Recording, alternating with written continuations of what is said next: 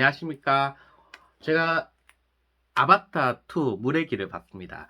아주 재밌는 작품이고요. 충분히 이야기할 만한 작품이라고 생각합니다. 아바타는 재밌는 작품입니다. 어떤 건지 하면은 아바타의 주제는 자연과 인간의 교감입니다. 그게 아바타의 주제예요. 근데 아바타는 자연물이 한 개도 나오지 않는 작품입니다. 그렇지 않나요? 가상의 세계, 그러니까 판도라 행성이라는 가상의 세계를 가지고 이야기가 나오고 나비족이라는 가상의 외계인이 나옵니다.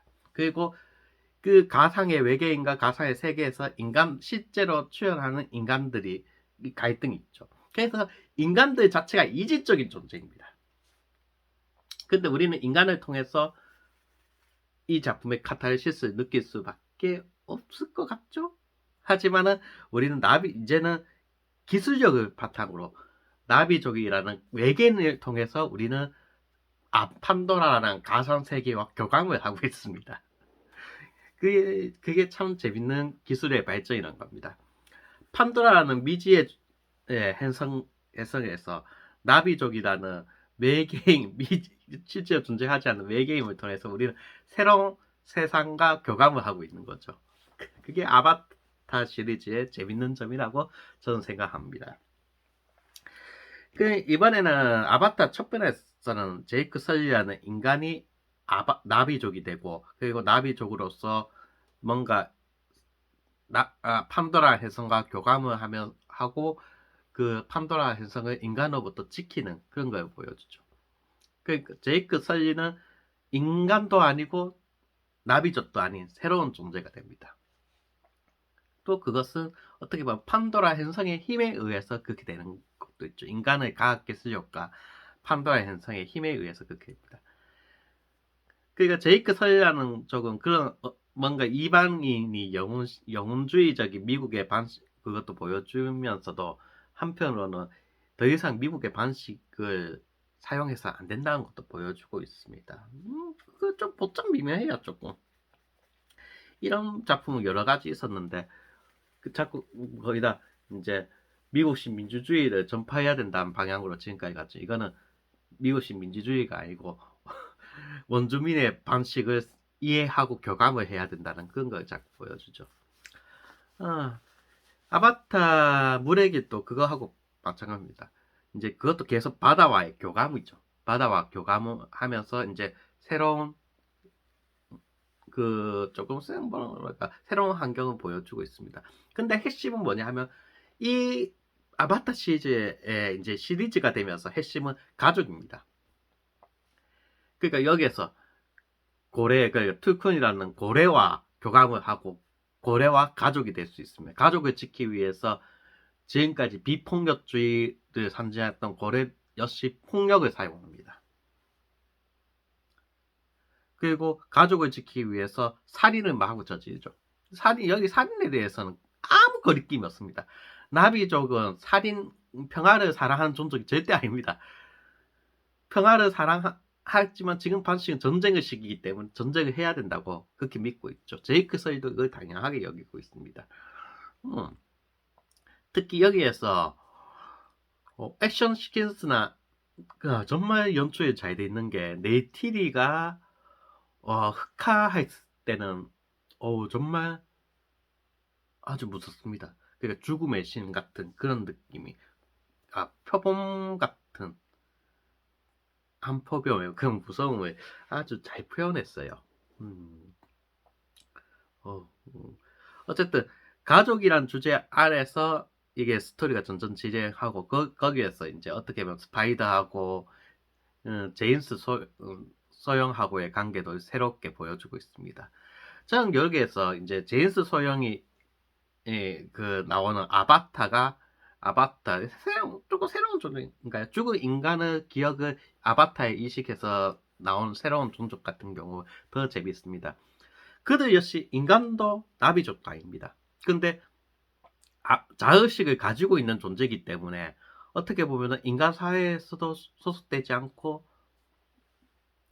나비족 사회에서 소속되지 않는 이방인 두 세계에서 중간에 새로운 이방인이죠. 그리고 새로운 종족도 될 수 있습니다. 나중에 뭐 커리치 소형 같은 경우에도 나비족의 편을 들 수 있다고 생각합니다. 왜냐하면 그들은 여기 나비족의 이방인이 어떻게 뭐 인간의 안에서 소속되어 있지 않기 때문이죠. 아니면 인간 역시 이제 진화를 위해서 나비족이 될 수도 있겠죠.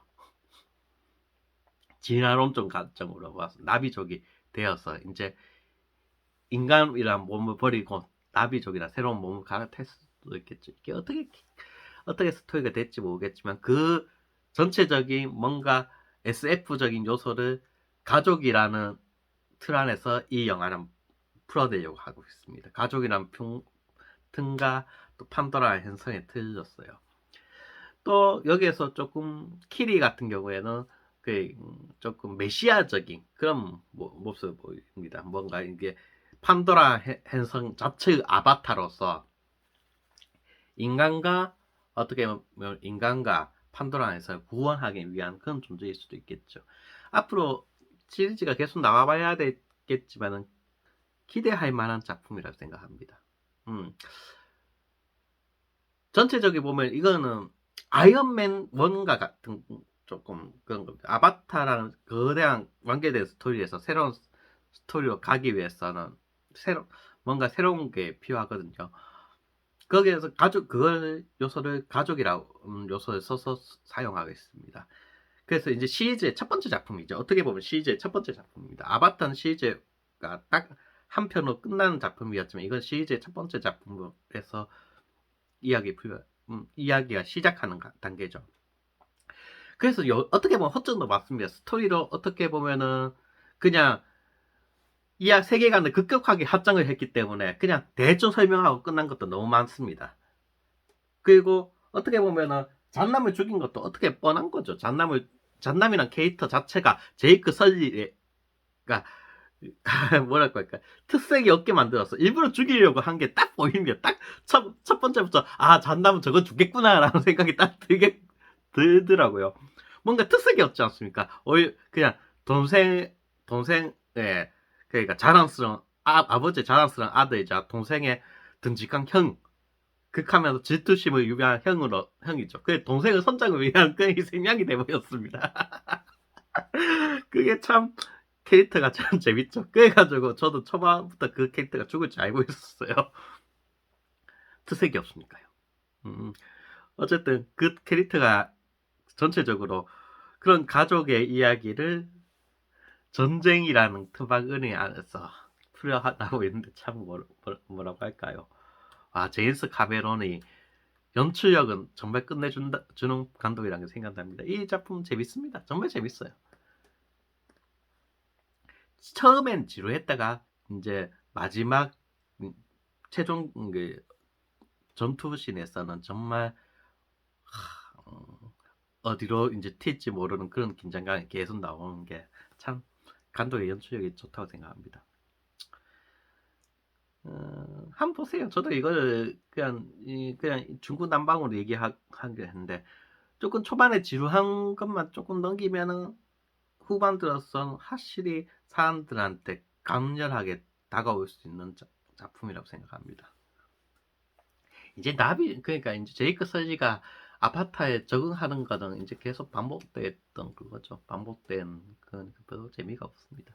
애들이 툭툭툭툭 거린 것도 별로 전 재미가 없고요.